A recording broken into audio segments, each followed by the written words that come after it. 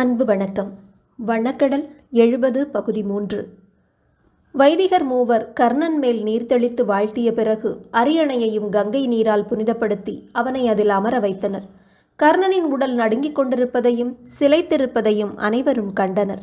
அரண்மனை கருவூலத்திலிருந்து எடுத்து வரப்பட்ட மணிமுடி ஒன்றை அமைச்சர் சவுனகர் தங்கத்தட்டில் கொண்டு வந்து நீட்ட அதை துரியோதனன் எடுத்து கர்ணனின் தலையில் வைத்தான்.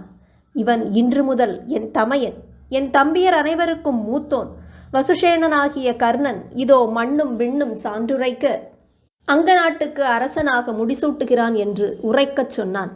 தேவர்கள் அருள்க, குலதெய்வங்கள் அருள்க என்று கூவினான். சேடியர் குரவையிட சூதர்களின் மங்கள வாத்தியங்கள் ஒலித்தன. கூடி நின்றவர்கள் மஞ்சள் அரிசியும் மலரும் அள்ளி வீசி வாழ்த்தினர். நெடுநேரமாக அங்கே உள்ளமும் விழிகளும் மட்டுமாக இருந்த கூட்டம் உடலும் குரலும் பெற்று வாழ்த்தொலி எழுப்பியது. அங்க நாட்டு அரசர் கர்ணதேவர் வாழ்க, அங்க நாட்டு அரசர் வசுசேனர் நீநாள் வாழ்க. வைதிகர் பொற்குடங்களில் ததும்பிய கங்கை நீரை கர்ணனின் தலைமேல் ஊற்றி அரச நீராட்டு செய்தனர். பின்னர் அங்கு எரிந்த ஆகவனிய நெருப்புக்கு அவனை காவலாக்கி 7 கணுக்கள் கொண்ட பொன்மூங்கிலை அவன் கையில் அளித்தனர். சிறிய செவ்விதழ்களை விரித்த மலர் போல தழைந்தாடிய ஆகவனிய அக்னியின் முன் கர்ணன் அமர்ந்து கொண்டான். வைதிகர் வேதமோதி அளித்த 7 வகை அபிப்பொருட்களை நெருப்பிலிட்டு வேத மந்திரங்களை சொல்லி வணங்கினான்.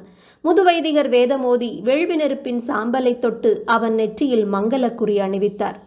ஒளிவிடும் மணிமுடியோடு அவன் எழுந்தபோது மேகவாயிலை திறந்து மாலை சூரியனின் பொன்ஒளி கதிர் அவன் மேல் மட்டும் விழுந்தது. அவன் காதுகளில் 2 நீர்த்துளிகள் வைரக்குண்டலங்களாக ஒளிவிடுவதை, அவன் மார்பில் வழிந்த மஞ்சள் நீர் பொற்கவசம் என மின்னுவதை அங்கிருந்தோர் கண்டனர். வாழ்த்துரைக்கவும் மறந்து கூப்பிய கரங்களோடு அவர்கள் விழிமலைத்து நின்றனர். சன்னதமெழுந்தவர் என உடல் துடிக்க முன்னால் வந்த முதுசூதர் ஒருவர் தன் கிணையை அகவிரைவெழுந்த விரல்களால் மீட்டி உறக்க பாடினார். இதோ கைலாய முடிமேல் கதிரவன் எழுந்தான், அரியணை அமர்ந்தான் கர்ணன். கருணை கொண்டவனின் கருவூலத்தை நிறைக்கும் தெய்வங்களே இங்கு வருக. எளியவரின் கண்ணீரை அறிந்தவன் மேல் வெண்குடை விரிக்கும் அறங்களே இங்கு வருக. கொடுப்பதை மட்டுமே அறிந்தவன் தான் பெற்றுக்கொண்ட ஒரே தருணத்திற்கு நீங்கள் சான்றாகுக என்றார். கூட்டம் கைகளை தூக்கி வாழ்க வாழ்க என்றது.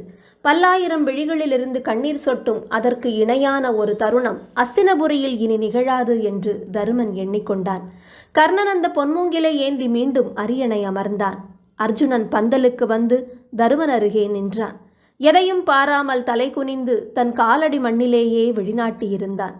தருமன் பொன்னுருகி வழிந்த அந்தி வெயிலில் கருவறையில் அமர்ந்த சூரியதேவனைப் போல ஒளிவிட்டு கொண்டிருந்த கர்ணனையே நோக்கி கொண்டிருந்தான். அழகன் அழகன் என ஓடிக்கொண்டிருந்த சொற்சரடை மட்டும் கேட்டான். அத்தனைக்கும் நடுவே அந்த சொற்கள் தன்னுள் ஓடிக்கொண்டிருப்பதை அறிந்து திகைத்தான். இந்த பொன் சிம்மாசனத்தை அழகாக்கும் பேரழகு கொண்ட இன்னொரு மன்னன் இனி மண்ணில் பிறக்கப் போவதில்லை. தெய்வங்களே, எவருடன் சதுரங்கம் ஆடுகிறீர்கள் நீங்கள்? எளிய மானுடர்களிடமா? இல்லை, இவை உங்கள் எல்லைகளை நீங்களே அறியும் தருணங்களா? அரசமேடையில் இருந்து திருதராஷ்டிரரும் பீஷ்மரும் சகுனியும் இறங்கி வந்தனர். திருதராஷ்டிரரை கைப்பற்றி அழைத்து வந்த சஞ்சயன், அரசே, இதோ அங்க நாட்டுக்கு விண்ணவர் தேர்ந்த அரசர் கர்ணதேவர் என்றான். திருதராஷ்டிரர் தலையை ஆட்டி உறக்க நகைத்து, இன்று முதல் அவன் என் முதல் மைந்தன். எழுந்து என் காலை பணி, என்றும் என் சொற்களுக்கு கடன்பட்டிரு என்றார். கர்ணன் எழுந்து ஓடி வந்து அவர் பாதங்களை பணிய அவர் அவனை தன் பெரிய கரங்களால் அள்ளி மார்போடு சேர்த்து அணைத்து கொண்டு, அழியா புகழோடு இரு, வீரனை வெல்ல விதியால் முடியாதென்று இந்த உலகுக்கு காட்டு என்றார். அவன் தோள்களை கைகளால் அரைந்து, வில் ஒரு பொய்யான படைக்கலம், நீ கதை பழகு, நாம் ஒரு முறையேனும் களம் நிற்க வேண்டுமென்றார். மக்களின் வாழ்த்தொலிகளால் அந்தி வெளிச்சம் பொற்பட்டு திரை போல அலையடித்து கொண்டிருப்பதாக தோன்றியது. பீஷ்மர் கர்ணனை அணுகிய போது அவன் திருதராஷ்டிரரின் பிடியிலிருந்து விலகி கைகூப்பி நின்றான். அங்க நாட்டு அரசனாகிய சத்திரியனே, இன்று நீ பெற்றிருக்கும் நாடு உன் ஆன்மா தன் முழுமை பெறுவதற்கான வழி என்று உணர்ந்து கொள். முனிவருக்கு தவச்சாலையும் வைதிகனுக்கு வேள்விச்சாலையும் போன்றதுதான் சத்திரியனுக்கு நாடு. இனி உன் நலன், உன் புகழ், உன் வெற்றி எதுவும் உனக்கு பொருட்டாக இருக்கக்கூடாது.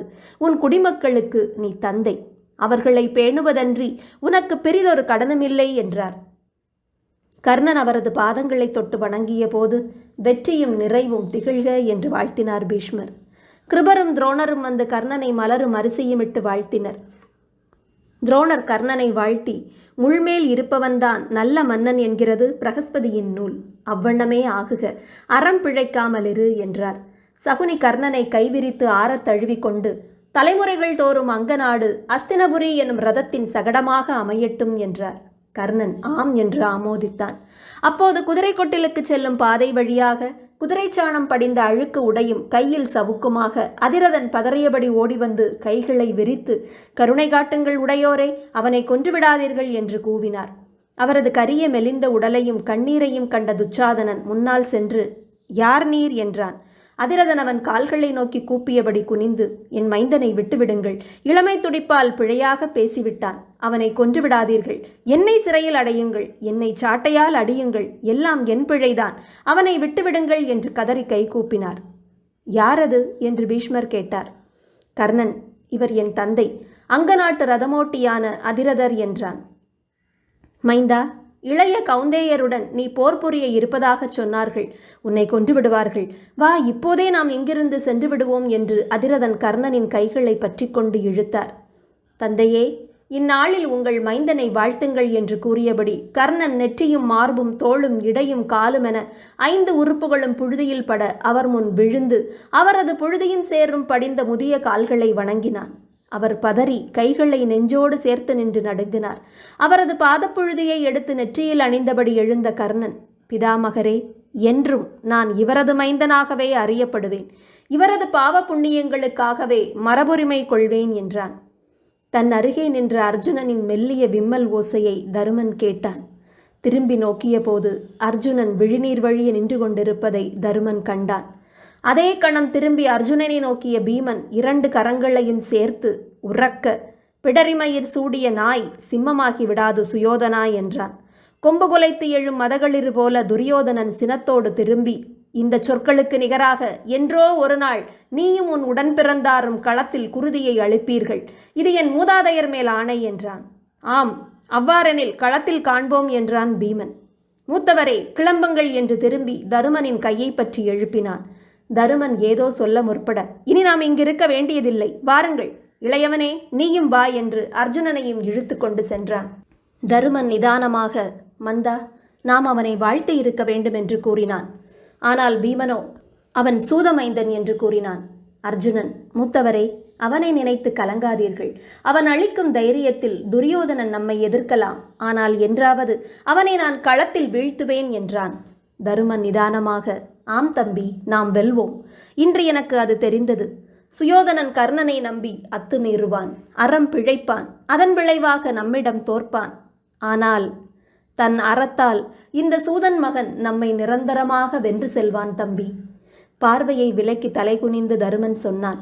இன்று அந்த முதுசூதன் சம்மட்டியோடு களத்திற்கு வந்தபோது அவனிடத்தில் என்னை வைத்து நடித்து கொண்டிருந்த நான் ஆழத்தில் கூசிச் சுருகினேன். ஆனால் கர்ணனோ ஒரு கணம் கூட அவரை நிராகரிக்கவில்லை. இந்த பேரவையில் அவன் பாதத்தூளியை தலையில் அணிய சற்றும் தயங்கவில்லை. அஸ்தினபுரியின் இளவரசனாக அறிவிக்கப்பட்டவன் சூதனின் மைந்தனாக தன்னை முன்வைத்தான். அந்த கணத்தில் விண்ணில் தேவர்கள் அவன் மேல் மலர் சொரிந்து விட்டார்கள் தம்பி என்றான். மீண்டும் சந்திப்போம். வணக்கம்.